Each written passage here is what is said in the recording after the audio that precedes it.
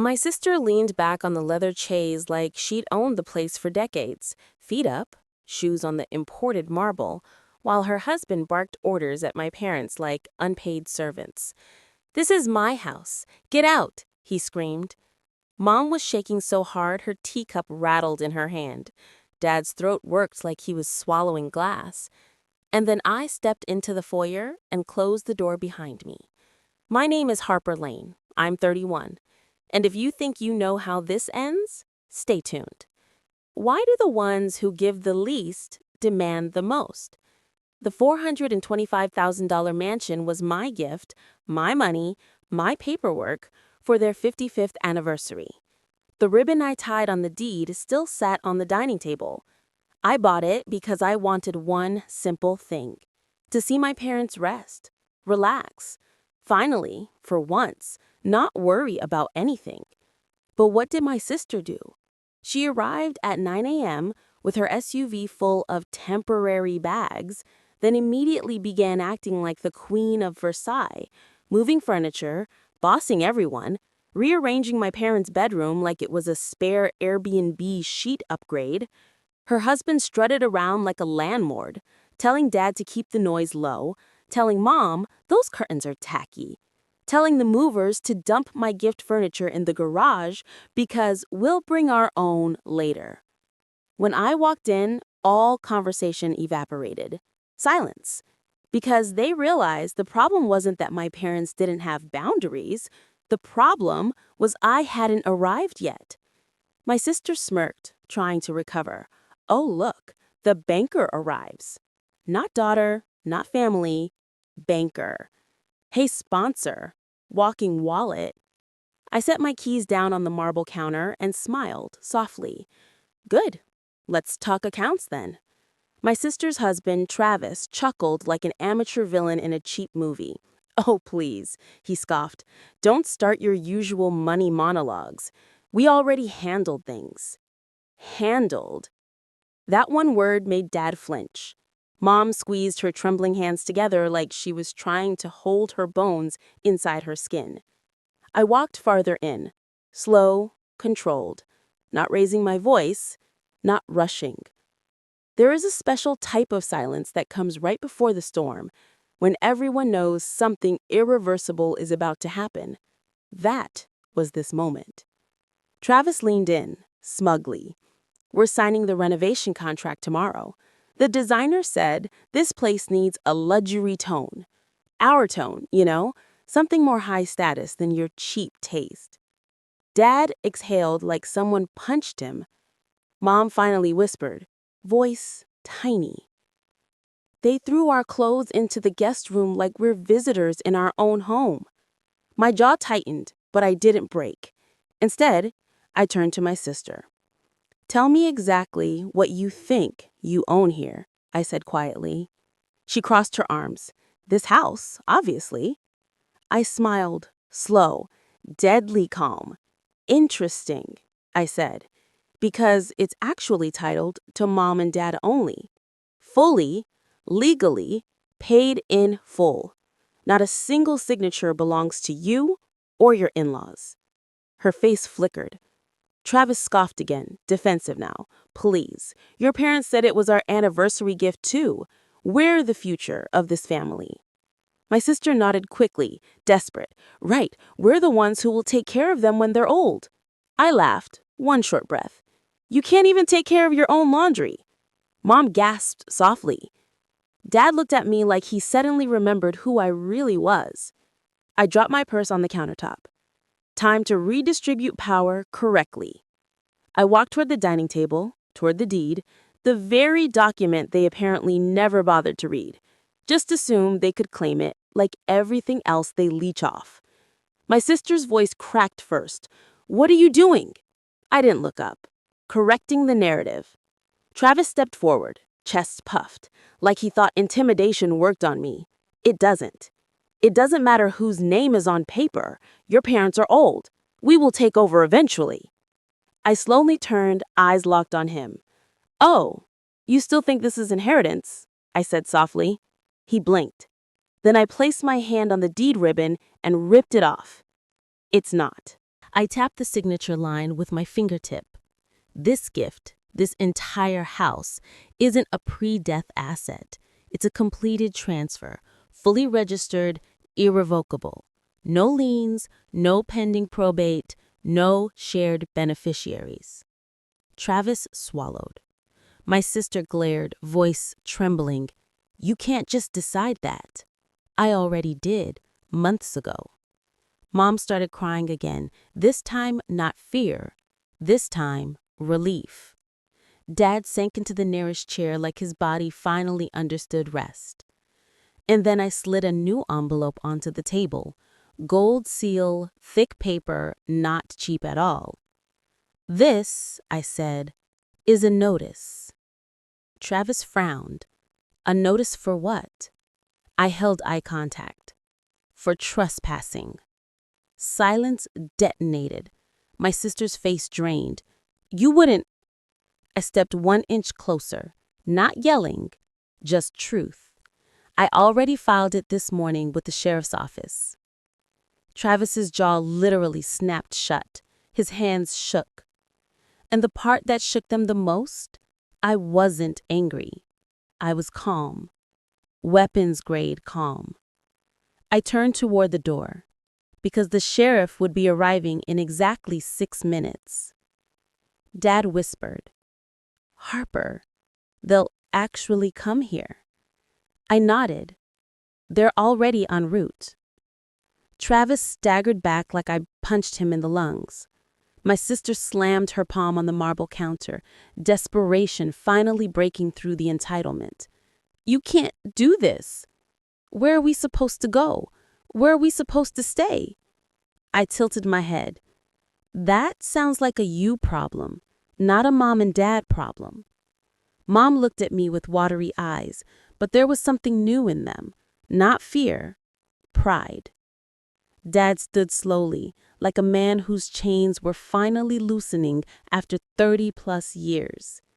My sister pointed at my parents, voice shaking.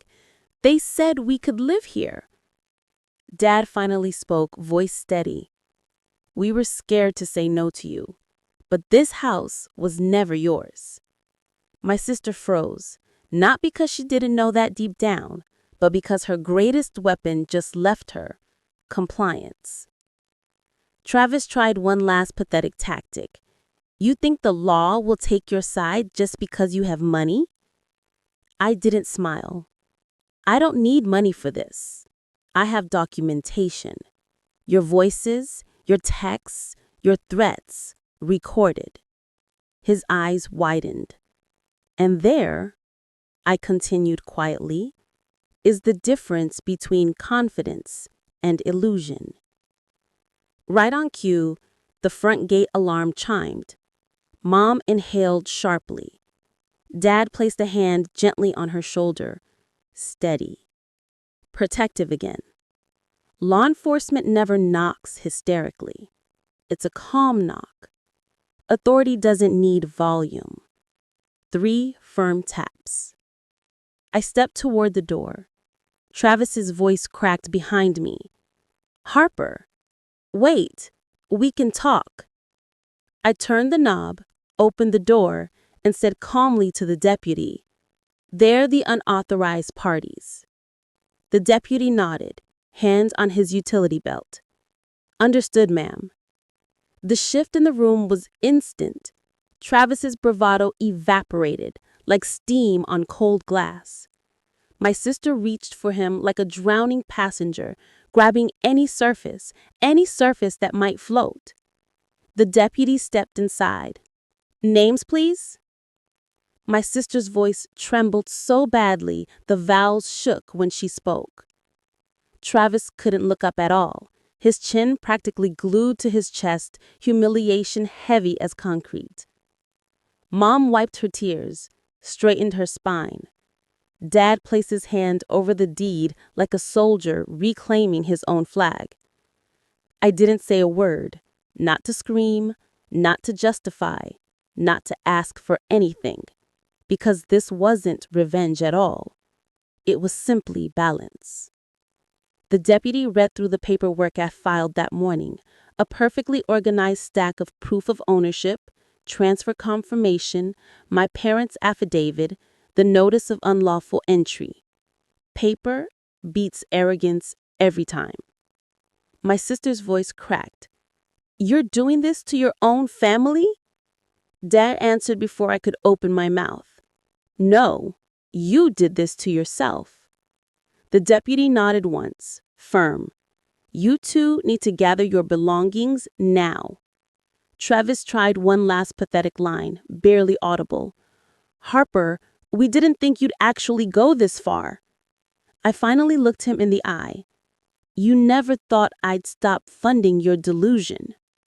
My sister covered her face as the deputy guided them toward the hallway to pack. Mom slid into the armchair like her bones finally belonged somewhere safe. Dad looked at me, but this time, not like a daughter he hoped would shrink to keep peace alive. He looked at me like a daughter who finally ended a curse, the curse of always being the one who paid.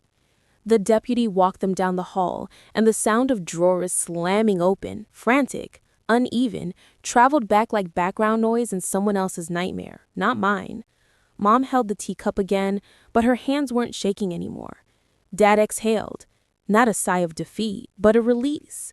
A man who finally wasn't bracing for the next humiliation. He looked at me with a strange mix of disbelief and something I never thought I'd see from him. "Respect, Harper," he whispered, voice raw. "You didn't just buy a house today. You saved us." And that sentence, that tiny 10-word sentence, was more than any award I ever earned because he finally understood. He finally saw the years he ignored when I was building, earning, sacrificing, while my sister lived like a princess off borrowed illusion. From the hall came the sound of my sister's panicked voice. "What do I pack first?" And Travis, defeated, "Just grab anything. We're out of time." Mom slowly reached toward me, not to cling, not to beg, but to touch my sleeve like she was checking if the moment was real. "Will we get to stay?" she whispered. "You're home," I said softly. "This is yours. No one gets to steal that again." Her eyes filled, but not with fear, with relief, with finally being safe in her own walls. Outside, the deputy cleared his throat. "They're ready to leave, ma'am." I nodded, walked to the front door, and stood beside it. As they passed, my sister didn't look at me. She couldn't. Travis glanced up once, eyes hollow, like a gambler who finally understood the casino was never built for him to win. They stepped out onto the driveway. The gate closed behind them with a metallic click, not loud, but final. The deputy walked them to their SUV, waited until doors slammed shut, then gave me a small, respectful nod before heading back to his cruiser. The patrol lights faded off the estate road, leaving only silence and the soft hum of the fountain in the front garden. Mom and Dad stood in the foyer, just staring, like their bodies were present, but their minds were still catching up to the idea that safety was suddenly real. Dad sat slowly, almost carefully, like he was sitting in a seat that finally belonged to him. Mom wiped her cheeks with the sleeve of her sweater, not sobbing anymore, just processing. "I don't know how to thank you," she whispered. I shook my head. This wasn't a gift. This was correction. They both looked up. "All my life," I continued softly, "you thought peace came from tolerating them, but peace comes from boundaries, not endurance." Dad breathed out like someone who'd been underwater for years and finally surfaced. Mom exhaled a short, shaky laugh, a laugh of relief, not irony. "I didn't think you'd come today," she admitted. I looked around the foyer, the marble my parents deserved, the quiet dignity they'd earned, and then back at her. "I came because you finally needed me for the right reason, not to sacrifice myself again, but to restore you." She nodded, tears returning, but the clean kind, not the scared kind. I stepped closer, placed my hand gently on hers, steady, warm. I told her softly, "You get to rest now. This home is yours, and no one gets to touch that again." Dad whispered, "So what happens next?" I smiled, calm. "We reclaim your life now, not theirs." The following morning, sunlight poured into the breakfast room like something had been scrubbed clean. Not the walls, but the air itself. Mom made pancakes. Dad read the paper. Not rushed, not tense, not watching the door like intruders lived inside their shadows. I sat at the kitchen island sipping coffee, my own chipped ceramic mug, the one with a tiny corner missing near the rim that always scratches the edge of my lip if I forget to tilt it just right. That stupid little imperfection always reminds me I'm human, not a machine built to fix everyone else. Mom looked up suddenly and smiled. A real smile. No fear hiding behind it. Dad asked if I wanted to hang a family photo in the living room. Not a forced one, not a staged one, a real one we would take today. That's when my phone buzzed. 100 missed messages on the family group thread they created overnight. My sister, we need to talk. Where do you expect us to live? And then, we deserve a second chance. I stared at the screen for a long moment, not angry, not triumphant, just done. I typed one sentence and hit send. Start over from who you are, not who you take from. Then, I muted the thread forever. We locked the front door, not as fear, but as closure, and walked out to the garden to pick a spot for the new family photo. No tension, no competition, no begging for validation. Just 3 people who finally understood that love isn't measured by how much someone tolerates your disrespect, but by how much someone refuses to let you destroy them. Mom took my hand. Dad stood a little taller. They're home. Truly.